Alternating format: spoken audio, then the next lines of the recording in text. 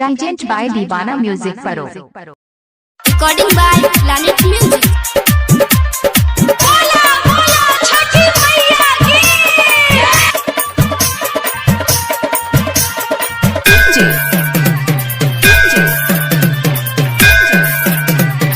Sumit Satish रईमा। Music director Kishan राज। अभी आप सुन रहे हैं दीवाना म्यूजिक परो की शानदार प्रस्तुति। हाथ जोड़लियो गे मैया तोरे दुआरिया गे नजरिया फेरना। हाथ जोड़लियो गे मैया तोरे दुआरिया गे नजरिया फेरना। अभे नैया रघ के बेरिया गे नजरिया फेरना। हभे नैया रघ के बेरिया गे नजरिया फेरना। अभे नैया रघ के बेरिया गे नजरिया फेरना। Planet music Darbhanga. बोला बोला छठी मैया की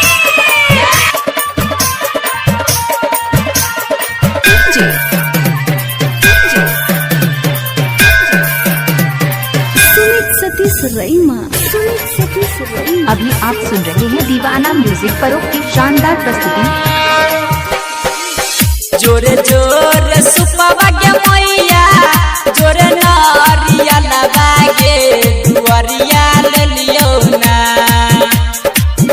जोरे जोरे सुपवा गे मैया जोरे नारिया लबागे दुआरिया ले लियो ना।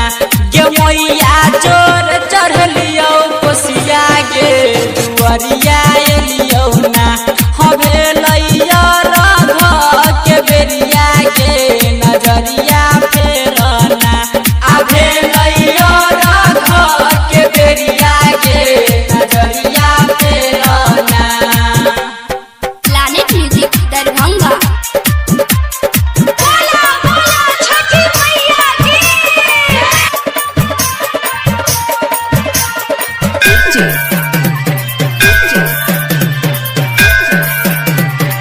सुमित सतीश रईमा। सुमित सतीश रईमा। सुमित सतीश अभी आप सुन रहे हैं दीवाना म्यूजिक परो की शानदार प्रस्तुति। अन्हरा पुकार गे मैया लंगरा गोहारो गे चरनिया तोरे ना। अन्हरा पुकार गे मैया लंगरा गोहारो गे चरनिया तोरे ना। गे मैया रोबे छौ बजनिया गे चरनिया तोरे ना। हवे लैया रघ के बेरिया गे नजरिया फेरना। अभे लैया रघ के बेरिया गे नजरिया फेरना। Planet music Darbhanga. बोला बोला छठी मैया की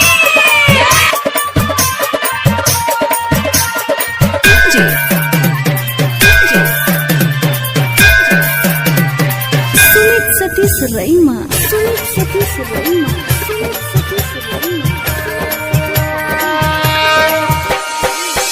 कहै छौ राइटर सोना ए बही तू कहिया गे हमारा नगरिया ना।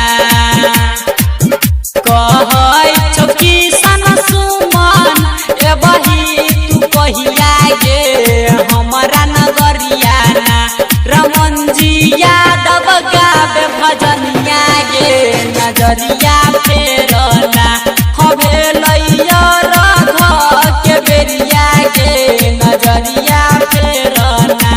अभे लैया रघ के बेरिया गे नजरिया फेरना। Presented by Divana Music Paro.